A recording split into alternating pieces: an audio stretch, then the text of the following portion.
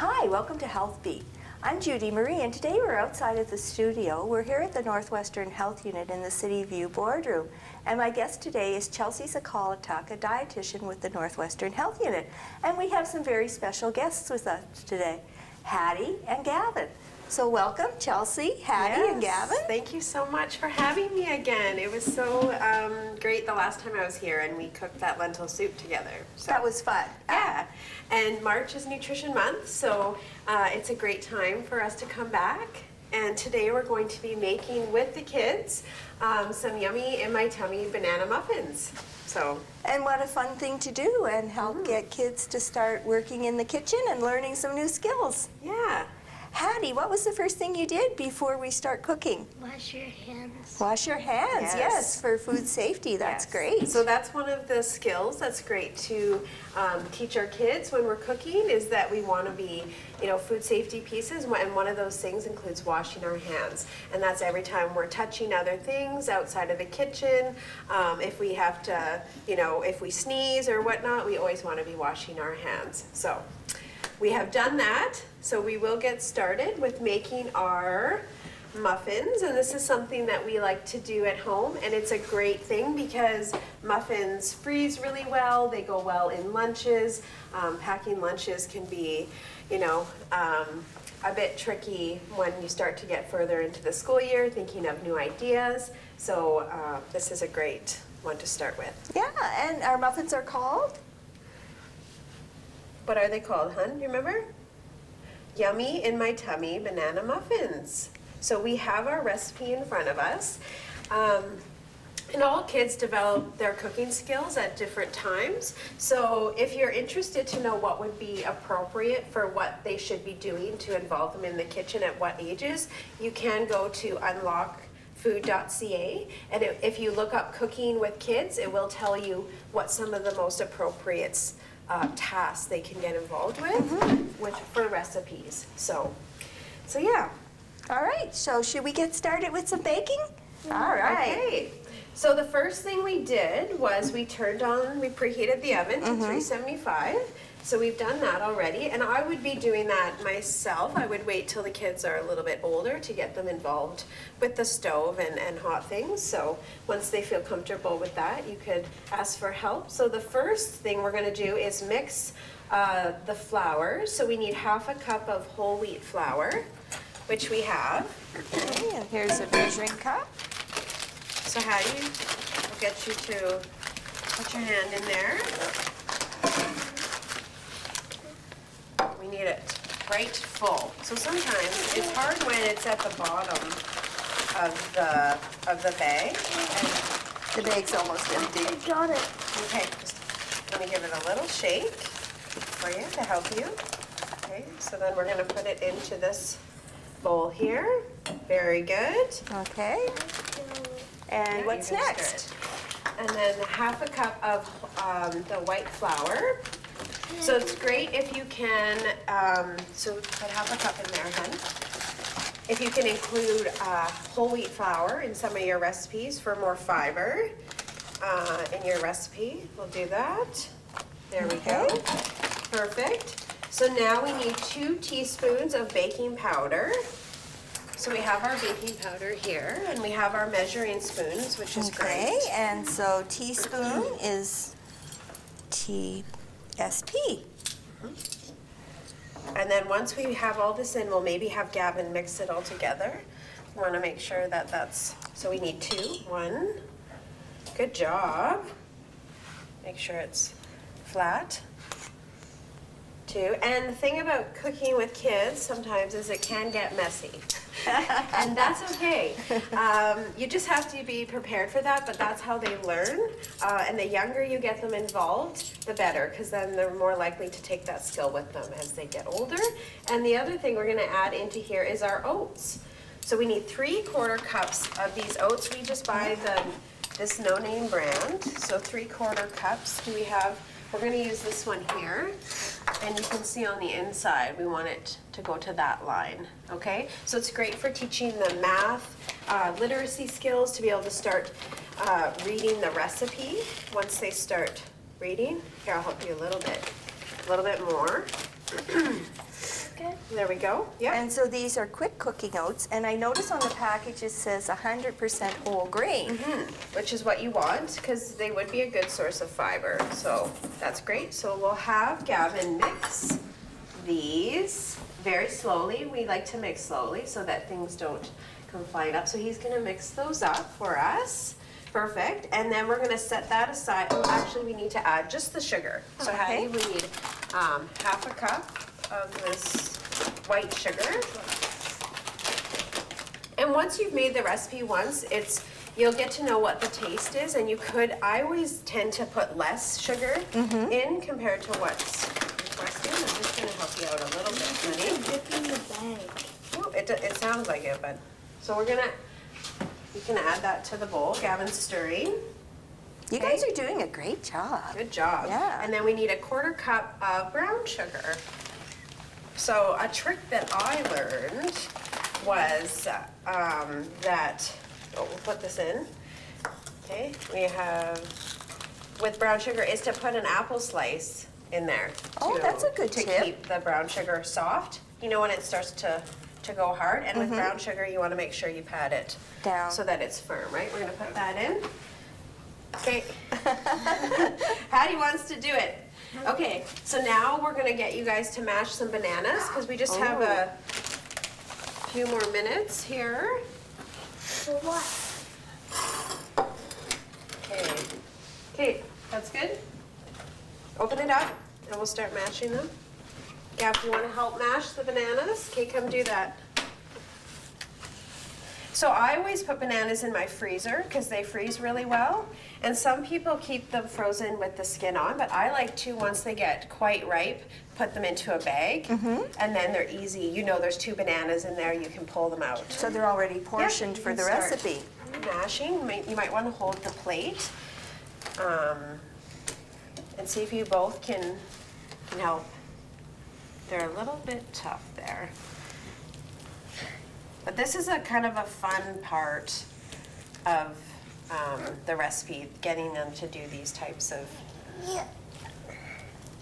pieces. And the riper the banana, the easier Yes, it's going to be to to mash it, yeah. Yep, so we'll do this. Okay, I'm gonna help you guys a little bit just because of the ripeness of the banana. Okay, and sometimes Haddie likes to eat this mashed banana as a snack. Oh. Right? So sometimes we do an extra one, Uh-huh. and then she can have that as a snack.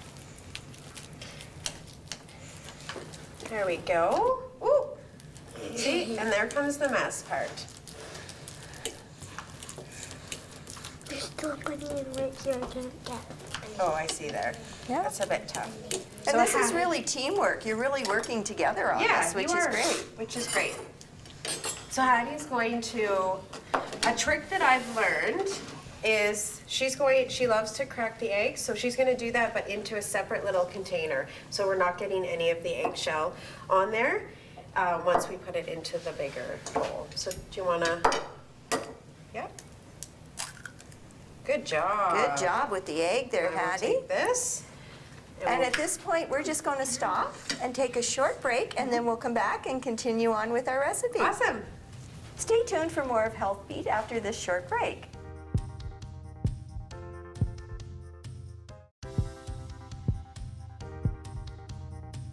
Welcome back to Health Beat.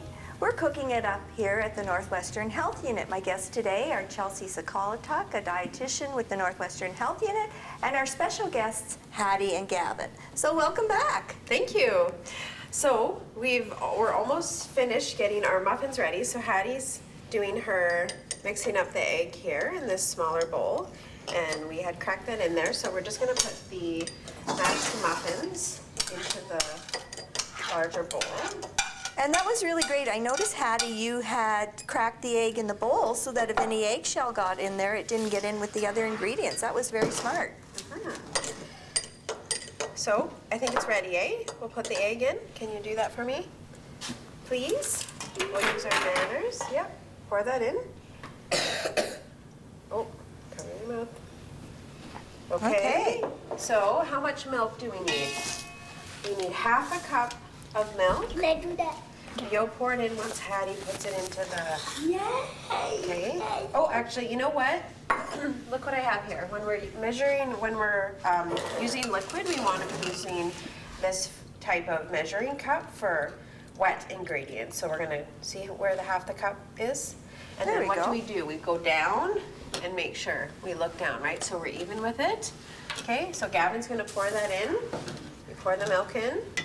So we're all a part of making the muffins for your lunches. And then we need, the last thing we need is 3 tablespoons of vegetable oil. So we'll add that in. Do you want me to help pour? Okay, let's pour it over the bowl. There we go. I'm just holding so that it steadies my hand. So there's one. You pour that in. And we'll do number 2. Okay. And one more. One more. 3. Very good. Yeah. Okay, so there we go. Awesome, thank you. So we'll mix this up a little bit. You want to mix that up? Yep. And then we're going to add it to our dry ingredients. Okay. Can I pour that?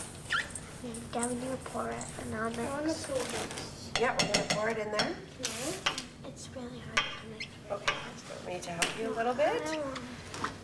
So the more that children are involved in doing these things, the more comfortable they get with, you know, the different things. And then if they're really interested in it, it's just great to get them in the kitchen because today's society is so busy. We're losing those skills with children because we just tend to be on the go more. So, so it's great when we can take a little bit of time to do that. Actually, we're just going to pour this into here, okay, buddy? Yeah, you can do it. And this would be a great weekend activity too, and maybe there's a little bit more time, and then you could prepare for the weekend, like you said earlier, freeze some, and then you've got something already prepared.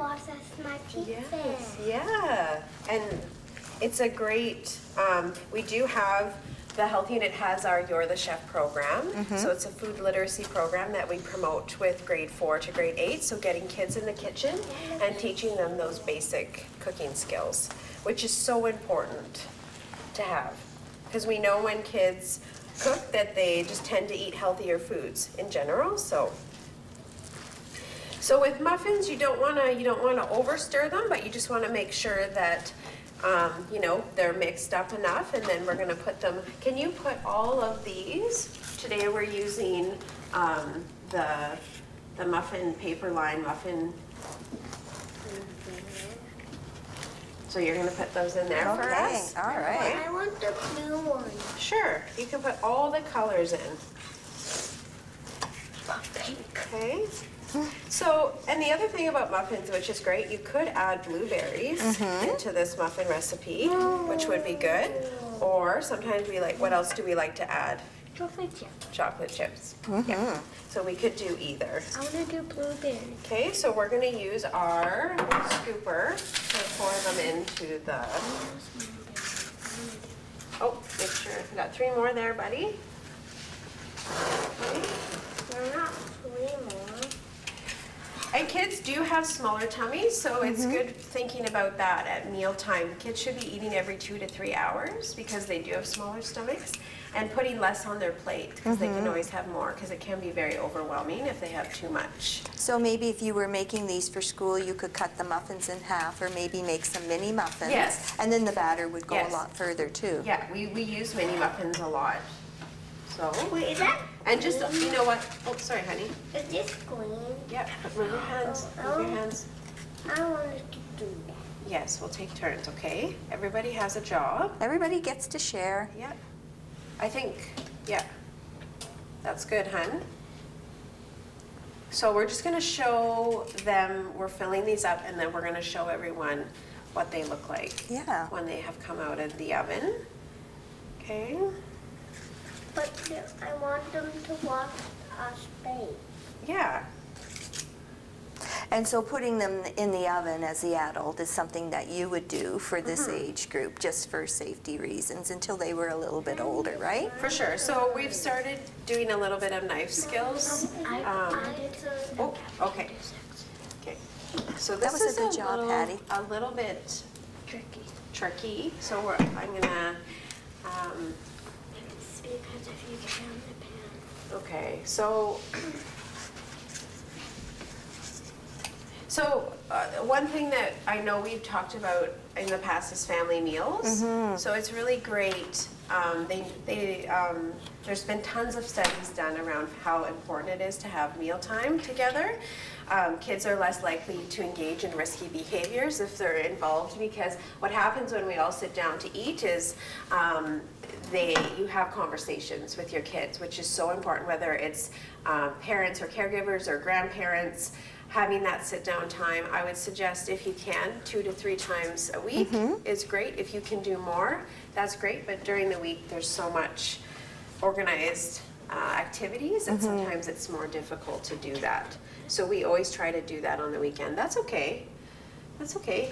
And would you recommend maybe having a couple meals where you're not sitting in front of the TV, where you're actually sitting so that you can focus on each other as a family and have that conversation? Yeah, very important to have, no screen time while we're watching TV, because sometimes we think kids eat better when there is a screen, but they're actually distracted, so they're not really listening. We want to teach them to listen to their hunger and fullness cues, so when they actually are full and listening to that. When they're watching a TV, it's harder for them to do that because they're distracted. And I would give kids about 20 minutes to eat. Okay. Sometimes I've heard from parents, we'll wait to do that their kids are slow eaters, which is it's not a bad thing, but we want to know that it's about 20 minutes that we want to give them. So we're going to put these in the oven to cook. You guys did a really good job here filling them up. All right. So we'll put the timer on for 15 minutes and then we're going to check them. So, yep. Ta-da! This is what they look like when they come out. So we just want to show everyone how quick and easy it is to do these and how nice they are to freeze and then put into lunches. So. All right, we're going to take a short break and then we'll be right back. Please join us for more of Health Beat after this short break.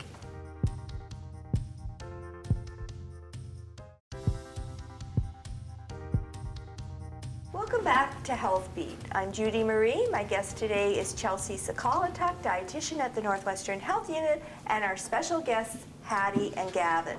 And today we made some yummy muffins. Yummy in your tummy. Yummy in your tummy muffins. So guys, I see you're testing out the muffins. How are they? Are they yummy? Good. 2 thumbs up? 2 thumbs up? 800,000. Oh, that's a lot. Good. Awesome. 6. So you'd like them in your lunch for school? What ones? These ones? Uh-huh. Yeah. They would be a good snack in your lunch, eh? So one question I get asked a lot is from parents and caregivers about packing lunches. Because you're having to do it every day, depending on how many kids you have, sometimes it can feel a little bit overwhelming. And one of my best tips, I would say, for packing healthy lunches is the first thing, and one of the things that I hear people say is there's wastage. So when you have food come home, it's hard because you don't want to see food being wasted. So I would say getting your kids involved with packing their lunches would make a huge difference. So asking them, if there's different options, which of the ones would they like to have? Because sometimes, like adults, children's tastes vary all the time. So, they want to just eat mini carrots for a long, long time or whatever it may be, and then all of a sudden they don't want to eat that.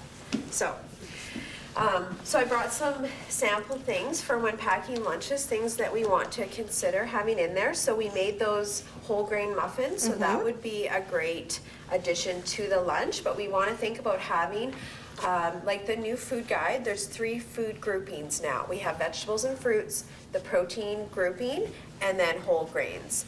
So vegetables and fruits, we let at home, what we would do is we let them choose kind of what their favorite thing may be. So in here we have mini carrots, which is what Haddie likes to have. And sometimes we put dip. We'll put a ranch dip in there if you want dip, and sometimes not.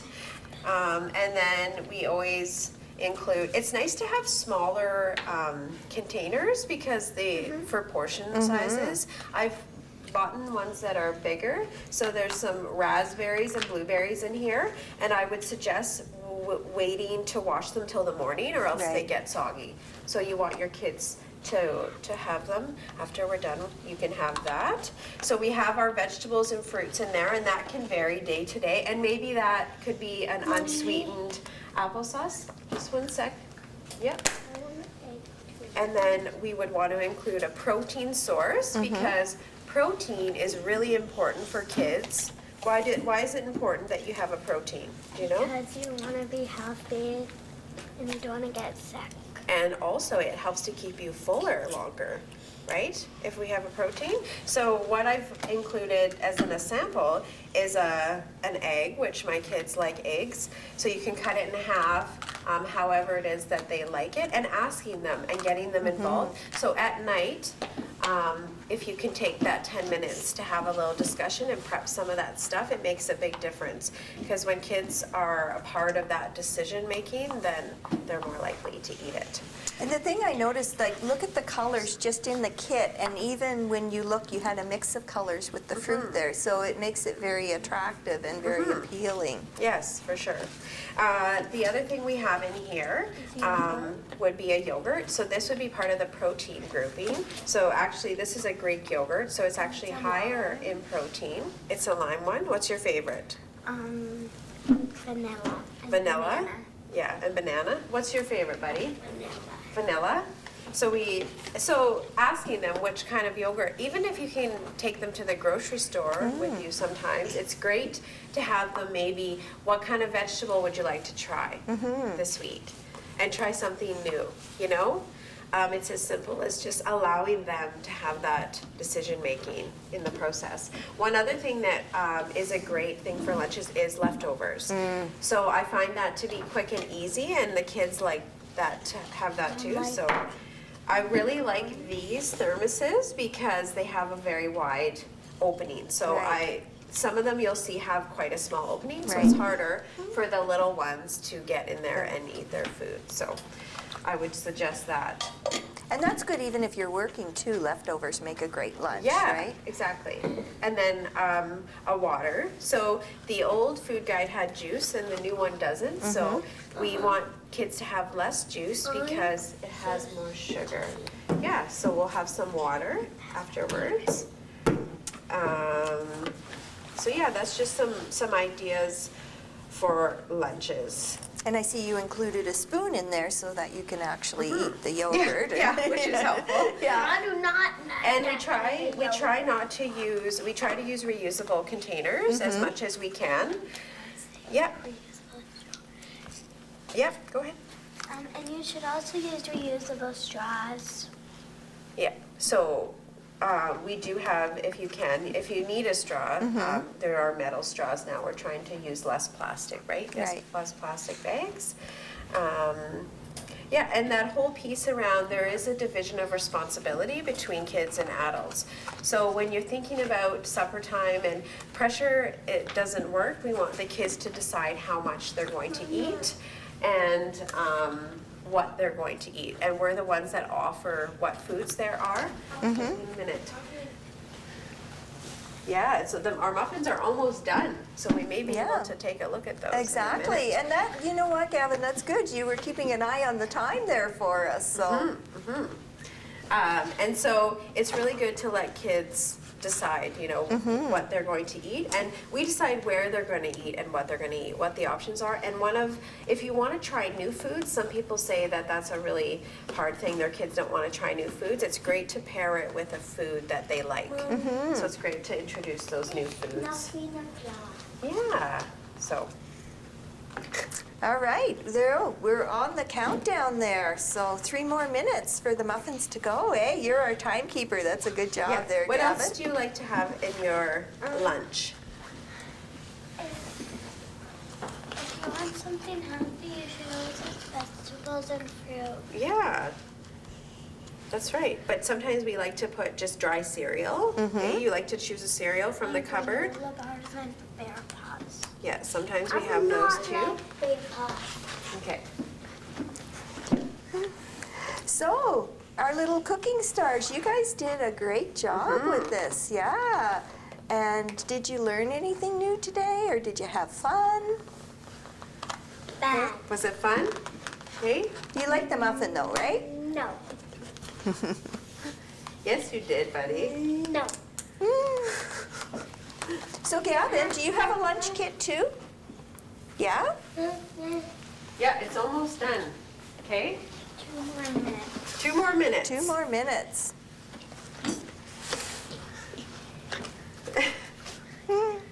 I know, we're gonna have the egg soon. You guys did awesome today. Can I have the egg? Yeah, you can have an egg. What else do you like to have in your lunch? Water. Water, yeah. And the other thing, kids, yeah, just 1 sec, okay? You have to try at least 10 times a new food. Oh, really? Yeah, so if you think they don't like it the first time, you still want to keep trying because it takes up to 10 times. So, all these tips and tricks for kids. And if you want more information, you can always go to unlockfood.ca Okay. for reliable and up-to-date nutrition information. Okay, so do you know what? I think we should close off the show with a You're the Chef chair. Gavin, want to do a high five? Let's go all in. High High five. five. All right. Good job. Good job. No. Virtual high five. There we Good go. job, buddy. I think our muffins are done, Chelsea. Oh, exciting. You guys ready to see our muffins? Yes, we are. Oh, they smell yummy. This is hot. Good Careful. job. Look at those muffins. Great job, guys. Thank you for joining us for Health Beat today. Today we were outside the studio at the Northwestern Health Unit. We were cooking it up. We have Chelsea Socholotuk, our dietitian at the Northwestern Health Unit, and our very special guests, Haddie and Gavin. Thank you for joining us on Health Beat. Thanks for having us, Judy. That was fun. And we'll see you next time on Health Beat.